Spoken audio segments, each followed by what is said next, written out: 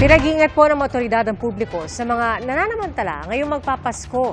Gaya po sa Divisoria kung saan tinangay ng nagpanggap na customer ang cellphone ng may-ari ng isang tindahan. At sa Pasig naman, may nabiktima pa ng akyat bahay. Saksi, si June Veneracion. Madaling araw ng December 16, tila may ibang pakay ang lalaking ito sa Pasig City.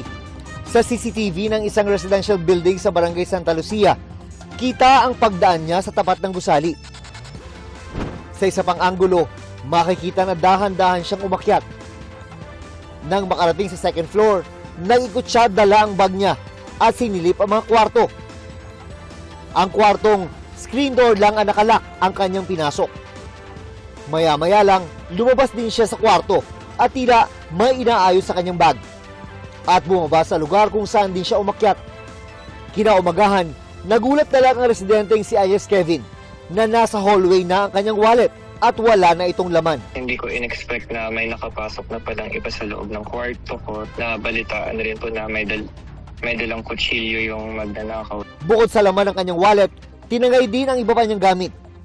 Noong 2019, napasok din daw na akit-bahay ang kanyang kwarto kaya sila nagpakabit ng CCTV.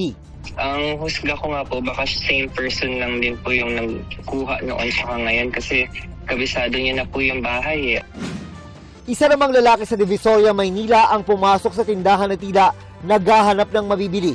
Pero paglayo ng babaeng naka-blue na may-ari ng tindahan, mabilis na tinangay ng lalaki ang cellphone ng biktima. Nalingat si ma'am kasi nga may baby niya umiyak yung cellphone. Nalimutan rin sa isip niya na kung saan niya nailapag kasi sobrang busy talaga.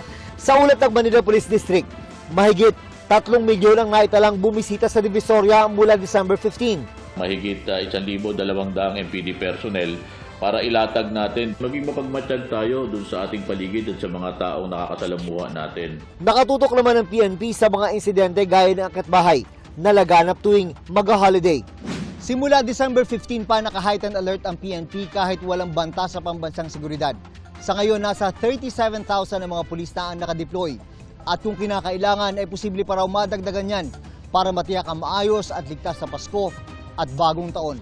Bilang bahagi po ng ating security deployment ay maglalagay po tayo ng mga pulis. Katuwang po nila yung ating mga barangay officials para bantayan po yung mga bahay at mga establishmento. Panawagan ng PNP sa publiko, magdoble ingat. Iwasan po natin yung mga tinatawag po nating mga at the moment post po dahil parang in-announce nyo na rin po sa mga kawatan na kayo po ay wala doon sa inyong lugar. Para sa GMA Integrated News, ako si June Veneracion, ang inyong saksi.